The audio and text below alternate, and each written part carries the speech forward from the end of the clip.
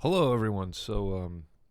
I did a reaction video of another one of Addo's. I don't even know how to say her name. One of her live songs, and got a lot of views. Man, people were digging it, and the performance and stuff was amazing, and just bananas. You know, it's all over the place. And still, I don't really know much about her. I had a lot of people comment, trying to tell me about what the song was about her. I guess she's 24 years old. She doesn't show her face, which is why the video was her, just silhouette in this cage and stuff. But still, I kind of like the fact that I don't know much about it and that I'm going into these things cold. Everybody wants me to watch this Unravel live performance as well. So I'm going to watch that. If you want to watch it with me, we're going to do this. All right? Ready?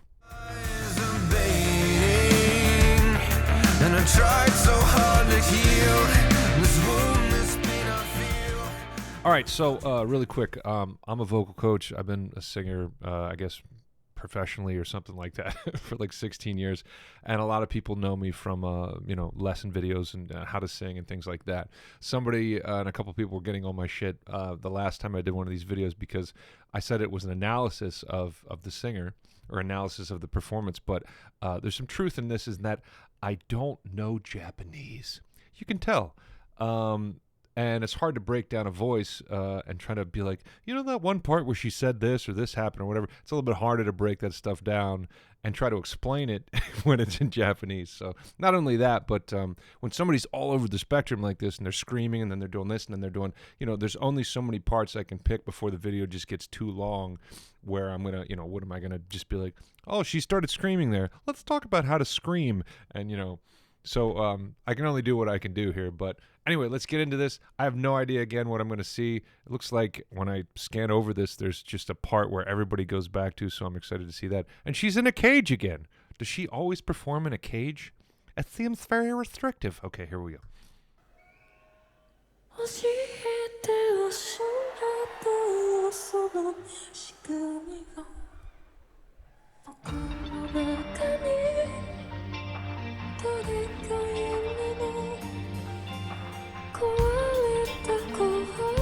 What are those people holding? Are they just holding phones? They look like...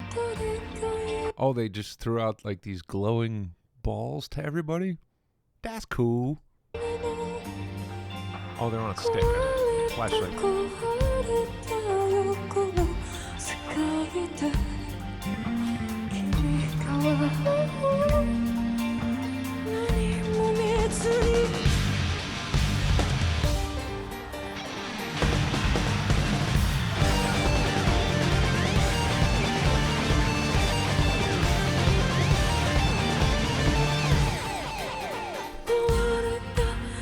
So that was so very reminiscent of like 80s metal and Dragon Force and bands I didn't really grow up listening to. But, oh man, I can't even remember the name of the one, and I went to see him live, but it wasn't my choice. But anyway, yeah, the... All right, here we go. I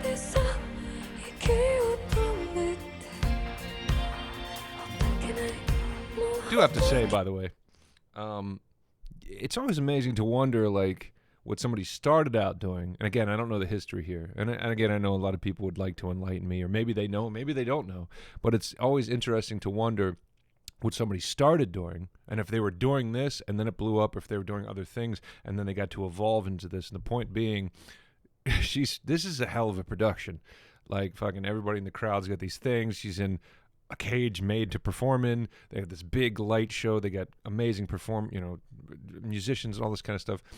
And there's a lot of money going into this. So they're selling a lot of tickets and they're doing really, really well. But I'm curious to know, like, what was it the year before this? What was it 2 years before this, before it was completely fucking bananas? Was this somebody that always hid their face? Was this somebody that just seemingly came out of nowhere and people were like, holy shit? It's kind of interesting.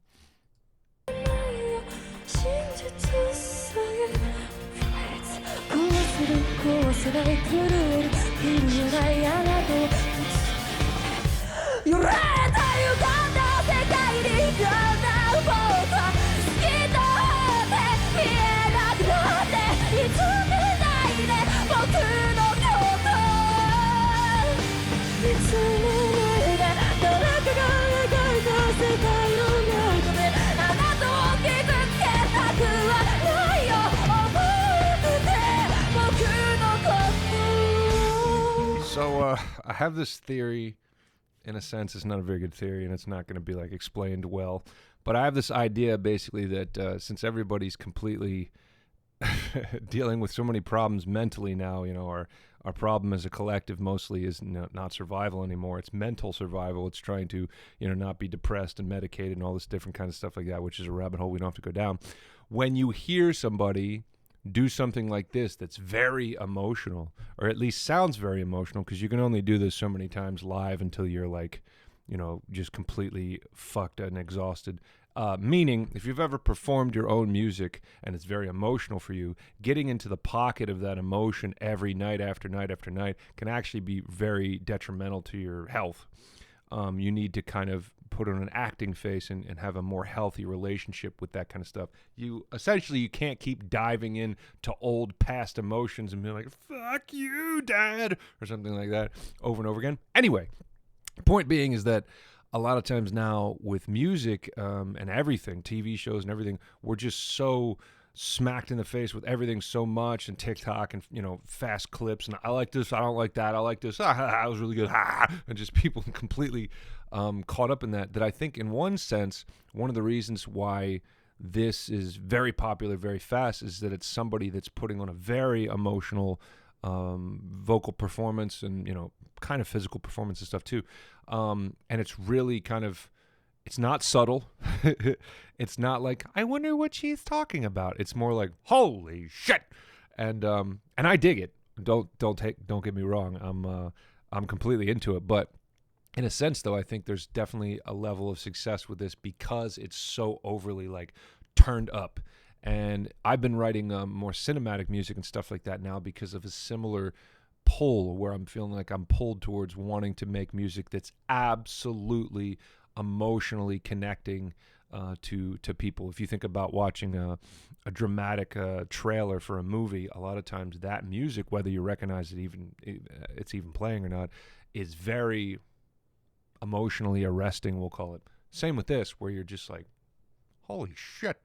Once again, it's great. I love the complete vocal fucking gamut of very quiet, very intimate to holy fucking shit to then back down again.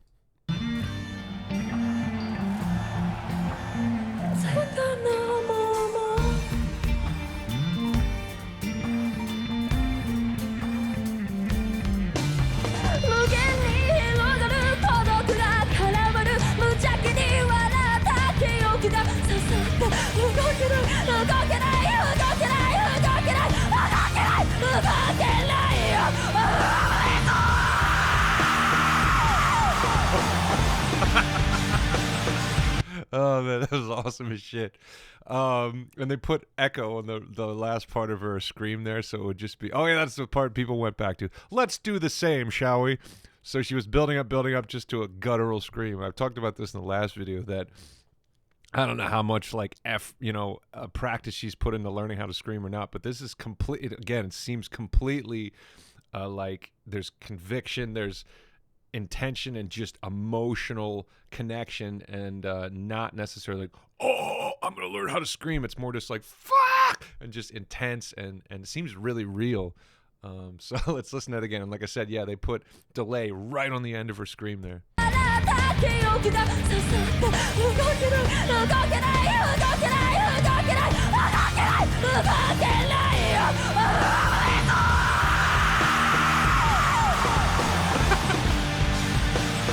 Oh man, dude. So if you want to get into screaming is super fun. Yes, you're going to be in positions where if you're learning how to do it, you're going to mess up your voice. But that's all kinds of different types of singing where you're gonna tip into the red a little bit and then be like, okay, this works, and then whatever. But I heard upper palate distortion there. I heard false chord distortion, and then I heard fry distortion. So she was running the gamut of all the different distortional spaces. But again, can we sit down here and break that? How to do it and everything? Not really. I have plenty of videos on this stuff if you want to look it up.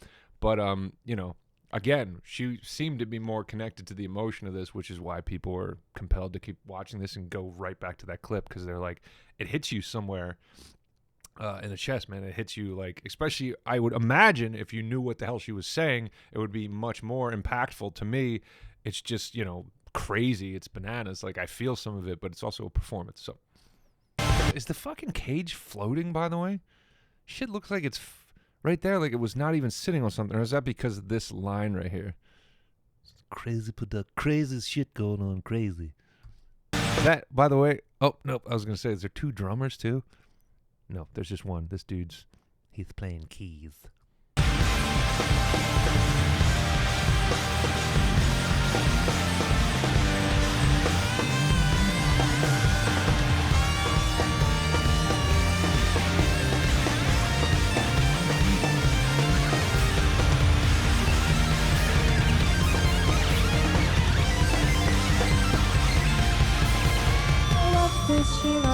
It sounded like the keys were off there. I don't need to talk about that, but it didn't sound like it sounded like the piano player just went off in his own direction there.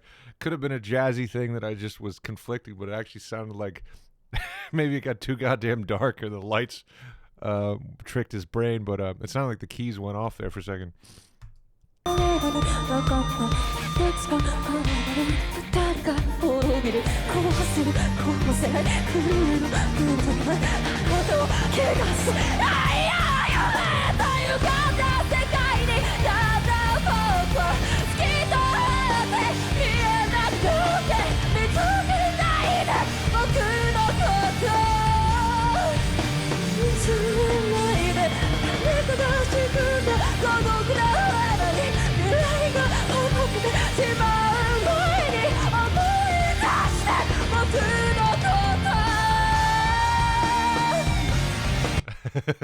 So I was talking in the last video I watched like this of just some of the vocal technique stuff going on there, and the fact that she sounds like she's able to sing a lot of the stuff correctly and healthy and all that kind of, you know, different stuff. Again, if you want to get into this stuff, I have plenty of videos on it. You can join me on Patreon as well. But you can tell that her screams are, again, I've used the word guttural, but you can tell that they're very loud and that she's literally blasting off. And again, the more you get to know vocal technique and stuff, the more you'll start protecting your voice as you compress when you scream and everything. So it actually a lot of times will get kind of smaller. It sounds like it's getting more heavy and crazy, but a lot of times it's actually getting smaller.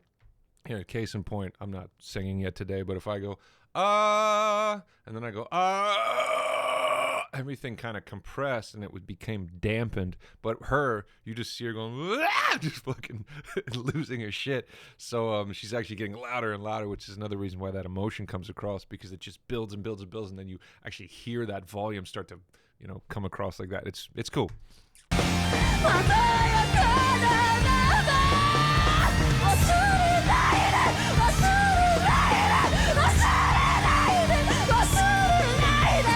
So again, that's vocal fry screaming. It's just, and her vocal cords are opening up and going like this. I also mentioned in the last video, and people were saying it's super successful, but I was saying I couldn't imagine a song like this translating to being like, hey, let's put this on. This is one of my favorite songs. Because it seems so performance-based and so much like you have to be here in this insane crowd and be a part of that to really enjoy the song. Because, again, the song, I don't speak Japanese, so I can't pick up on the inflections of rhyming and the parts hearing it for the first time. But, again, it just seems to be so kind of like a Broadway play or something where it's just chaotic. It's just so much stuff going on, and again, I can't imagine in my mind how that goes to a format of, we're going to record this. Oh yes, this is a verse. This is what I play in the verse. It just doesn't seem like that.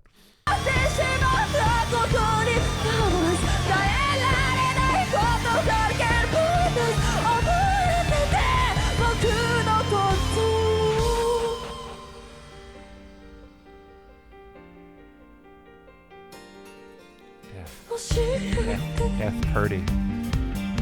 Oh, I love the bass.